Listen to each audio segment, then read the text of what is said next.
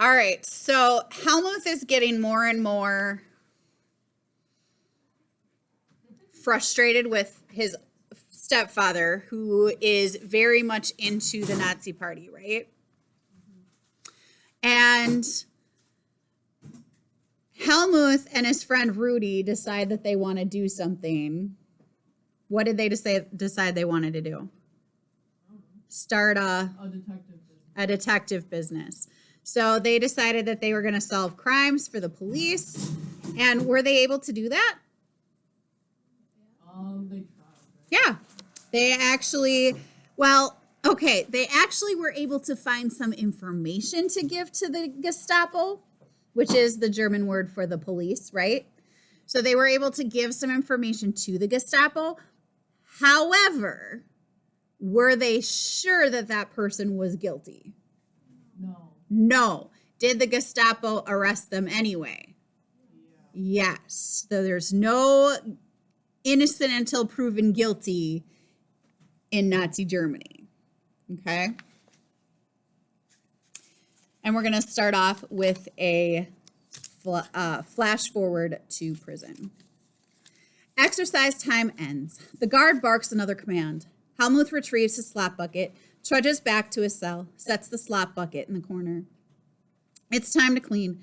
Helmuth takes his time, stretches out each task to pass the morning. He dusts the table, the chair, the floor, the corners, especially the corners. Dust is verboten, which means forbidden.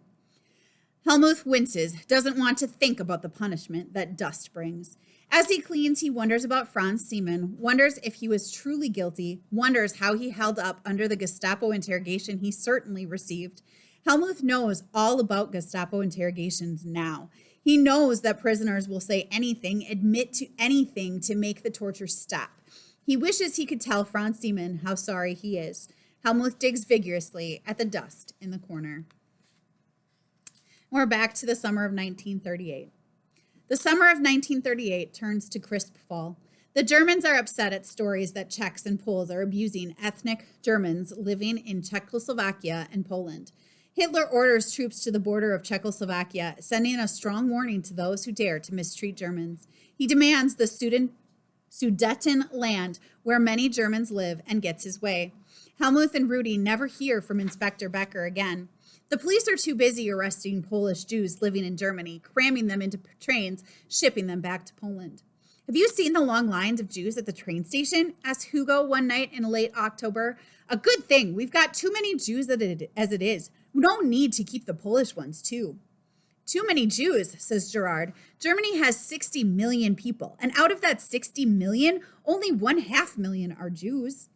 And look at the trouble those 500,000 have caused, says Hugo matter-of-factly. How many Jews do you know? Asked Helmuth quietly. Hugo thinks over his answer. None. And now, thanks to our Fuhrer, I will soon know even fewer. He chuckles at his own joke. No one wants the Jews, not even America. Americans have no right to criticize us. They rounded up their Indians, put them on reservations. Helmuth pities the Polish Jews who are herded onto trains, shipped back to Poland, but feels sorrier still when Poland doesn't want them back. At the border, Polish authorities deny the Jewish entry and detain them in open fields without shelter, food, or water, while the Polish and German governments argue. After several tense days, the Polish-German government agrees to a compromise. Poland takes some of the Jews, and the rest are shipped back to Germany. A great victory, says Hugo. We have shown Poland that they cannot dictate policy to us. Germany is for Germans, true Germans. The November weather turns colder. The sky turns always gray, dark and gray. Hamburg is beautiful nonetheless with its rivers and canals, craggy spires and turrets, and for the city that had been so poor before Hitler's rise to power. The sound of work of hammers ringing along the docks, building ships and U-boats is beautiful too.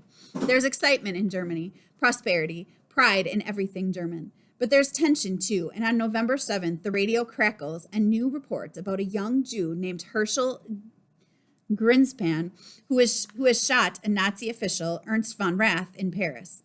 A fever grips the German people as they learn that the official lies near death in the Paris hospital. It's a plot, rages Hugo, a cowardly plot, another Jewish plot to bring Germany to its knees, to cripple the fatherland. How can you call it a plot? Asked Helmuth. It's a 17-year-old boy who shot one Nazi. But Hugo won't listen. Mark my words, it's a plot. The next day, to prove his point, Hugo waves the Nazi Party newspaper, the Völkischer Beobachter, with its thick black headlines that cry, "Outrage, World Jewry Attacks." That's Jeyry, so Jewish people are attacking. 2 nights later, Muti is clinking dinner dishes in the kitchen sink as Hugo dresses. The radio is on, has been for 2 days, so Hugo can listen and sputter and shout about the news. Hugo shrugs into his thick black coat, picks up his SS hat. He nuzzles Muti's neck. "Be careful. Don't go out tonight," he says, "and don't wait up." There's a dangerous glint in Hugo's eyes. Hugo leaves. Helmuth stands at the window, watches as Hugo crosses to the corner. It's drizzling. The black pavement gleams wet. The street is quiet, oddly quiet. No police, no pedestrians, just the distant rumble of a streetcar. Under the gas lamps, Hugo greets several men, all wearing uniforms. They stand proudly as if their uniforms make them something. 2 are so drunk they lean against each other. The night seems ordinary enough, just a bit darker than usual, a bit quieter. Muti calls Helmuth from the window. She has changed the radio station, and a Wagner opera now fills the flat. "Come dry," she says to Helmuth, pressing a dish towel into his hand. As Helmuth dries the last dish, the Wagner opera is interrupted. A newscaster breaks in with a special report. The Nazi official, Ernst von Rath, has died. After that, the night explodes. Helmuth hears distant shouts, crashing, splintering, the roar of engines. Trucks come and go all night. The next morning, just as Gerard and Helmuth finish breakfast, Hugo stumbles in the door. The smell of smoke hangs on his coat. There's a strange look of feverish excitement in his bloodshot eyes, making them a sharper and brighter blue. Muti brings him 2 soft-boiled eggs in blue egg cups and a thick slice of rye toast. Hugo grabs a knife, hatches off the top of his eggs. He dunks the bread in the runny yolks and gobbles it down.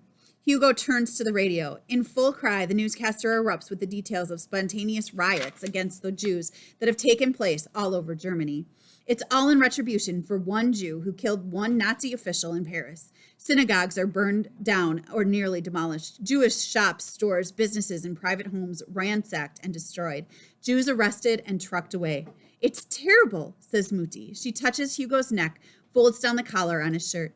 "I agree, it's not pretty," says Hugo. "People do terrible things when they're angry, but Jews must learn that they can't get away with murder." Hugo finishes the second egg in his toast. He sucks the egg from his mustache, pushes away from the table, and heads to the bedroom. He collapses with a groan on the bed. Muti follows him, and from the kitchen, Helmuth watches as she tugs off his boots, draws the blanket over him. Helmuth wrestles a sudden wave of nausea as he realizes what Hugo did last night. But it's Gerard who says something when Muti returns. "How can you?" he whispers to Muti. "You heard the news. How can you not say anything?" Muti bites her lip, doesn't answer for a long while, and when she does, she speaks without looking at her sons. "Silence is how people get on sometimes. I don't expect you to understand." Helmuth's disgust turns to pain for his mother and disgust for himself. He recognizes silence. He's silent every night around Hugo. Every day at school when Herr Vink says terrible things about Jews. Every meeting with the Jungfolk when they play games like Capture the Jew. Gerard stalks out. Helmuth leaves too. He heads... We should play that. No. Call it Capture the Hostage. And then changes his mind and turns towards the Grindel district.